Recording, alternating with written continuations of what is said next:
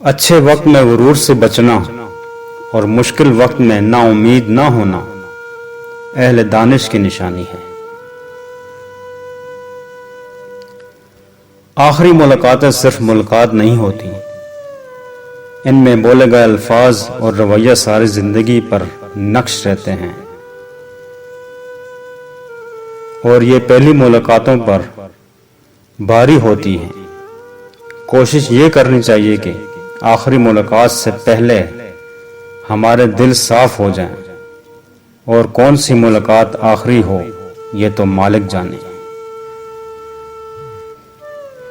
اے اللہ، جن مشکلوں پریشانیوں میں ہم مبتلا ہیں تو انہیں اپنی شان کریمی سے حل کر دے، ہمیں دنیا و آخرت کی ذلت و رسوائی سے بچا اور ہماری دعائیں قبول فرما، آمین ثم آمین۔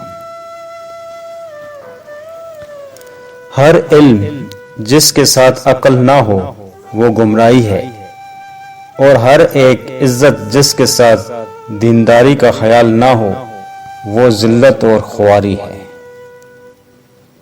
معافی، شکریہ اور اظہار محبت، ان تین چیزوں کی خون کے رشتوں میں کبھی ضرورت نہیں پڑتی، صرف رویہ درست کرنا ہوتا ہے اور سب ٹھیک ہو جاتا ہے۔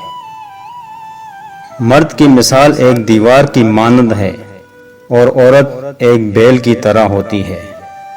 دیوار اس بیل کو سہارا فراہم کرتی ہے، جبکہ بیل دیوار کو خوبصورت بناتی ہے، اپنے پھولوں سے، پتوں سے سجاتی ہے، اور یہ بیل اتنا ہی اوپر جاتی ہے جتنا دیوار ہوتی ہے۔